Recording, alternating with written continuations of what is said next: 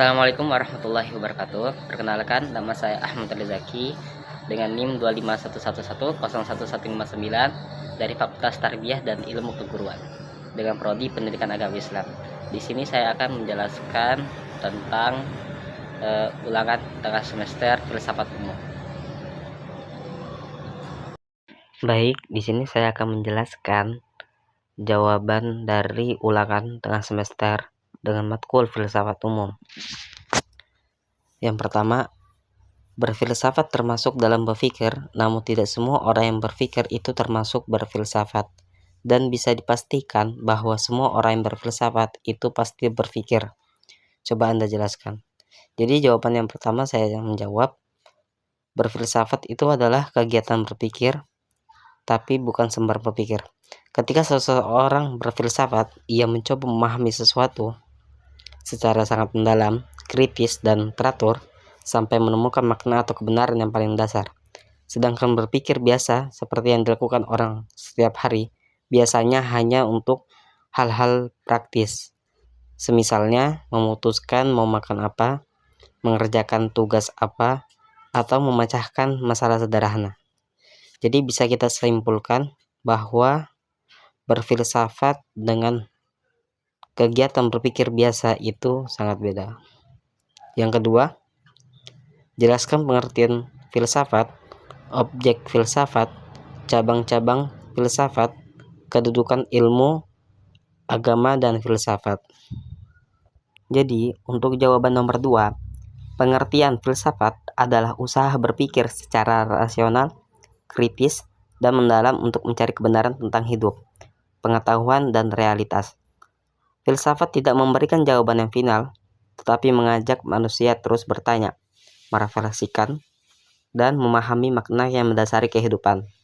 Ia menjadi cara pandang untuk melihat diri, dunia, dan nilai-nilai secara lebih jernih. Terus lanjut ke objek.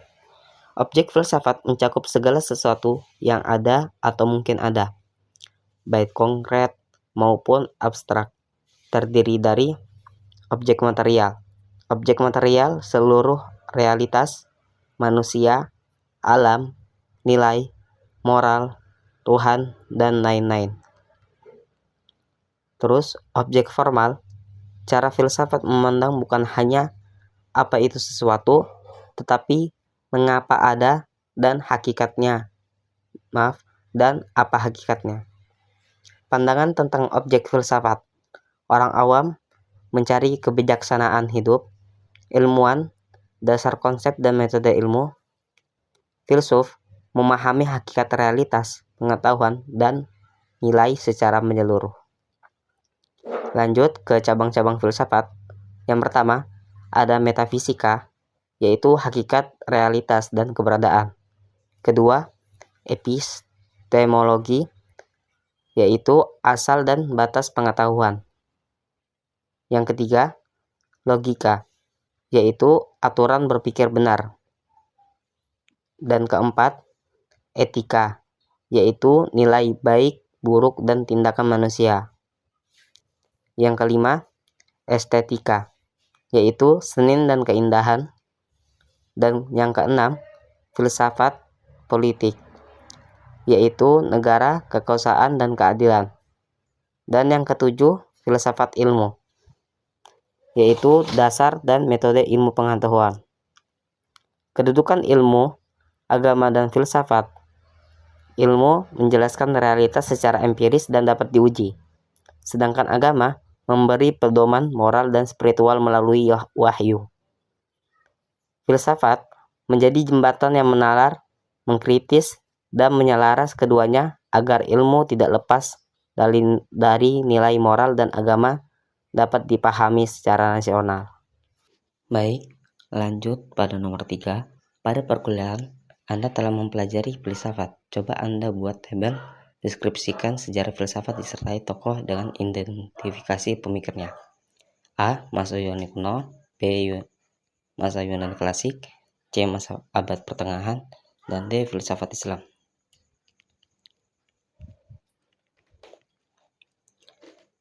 Sejarah filsafat pada masa Yunani kuno, saya mengambil 5 tokoh, yaitu Thales, Anaximander, Anaximenes, Pythagoras, dan Heraklitos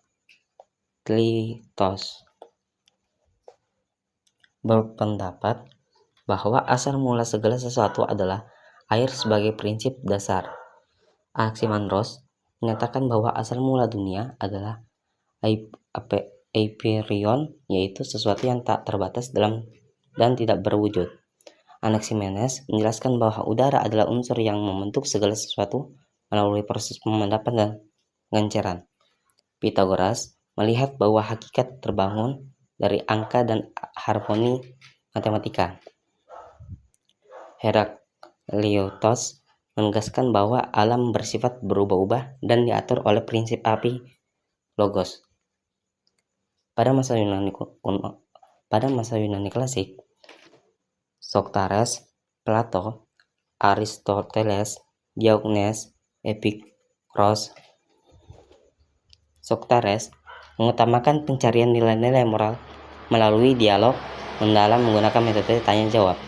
Plato mengemukakan bahwa kebenaran sejati berada pada dunia ideal, yaitu bentuk-bentuk yang sempurna dan tidak berubah. Aristoteles menyusun sistem logika, menjelaskan konsep, substansi, dan memperkenalkan teori 4 sebab sebagai dasar pemahaman alam. Diogenes mengajarkan cara hidup sederhana, menolak kemewahan, dan mencapai kebebasan batin melalui pemikiran. Epikuros beranggapan bahwa kebahagiaan diperoleh dari ketenangan jiwa serta menghindari rasa takut penderitaan. Pada masa abad pertengahan, Augustinus, Thomas Aquinas, Anselus, Bonaventura, Scotus. Augustinus memadukan gagasan Plato dengan ajaran Kristen dan menekankan Tuhan sebagai sumber segala kebenaran. Thomas Aquinas mengintegrasikan pemikiran Aristoteles ke dalam teologi dan menyusun 5 alasan rasional tentang kebenaran Tuhan. Anselmus menyusun argumen ontologis bahwa Tuhan pasti ada karena ia merupakan wujud paling sempurna yang dapat dibayangkan. Bonaventura mengajarkan bahwa pengetahuan sejati diperoleh melalui pencerahan dari Tuhan dengan pendekatan yang bersifat mistik. Duns Scotus menekankan pentingnya kehendak bebas serta memperkenalkan penguraian metafisika melalui penguraian formal. Pada masa filsafat Islam, Al-Kindi, Al-Farabi, Ibnu Sina, Al-Ghazali, dan Ibnu Rushd. Al-Kindi memadukan filsafat Yunani dengan Islam dan membahas kesesaan Tuhan serta teori lokal. Al-Farabi mengembangkan teori negara utama dan sistem intelek berjenjang. Ibnu Sina menjelaskan konsep wajib al-wujud, teori jiwa, dan pemisahan antara esensi dan eksistensi. Al-Ghazali mengkritik para filsuf melalui tahafut al-falasifah dan menekankan pendekatan tasawuf. Ibnu Rushd membela rasionalisme Aristoteles dan menunjukkan kesetaraan antara akal dan wahyu. Mungkin itu saja yang bisa saya sampaikan, kurang lebih mohon maaf. Wassalamualaikum warahmatullahi wabarakatuh.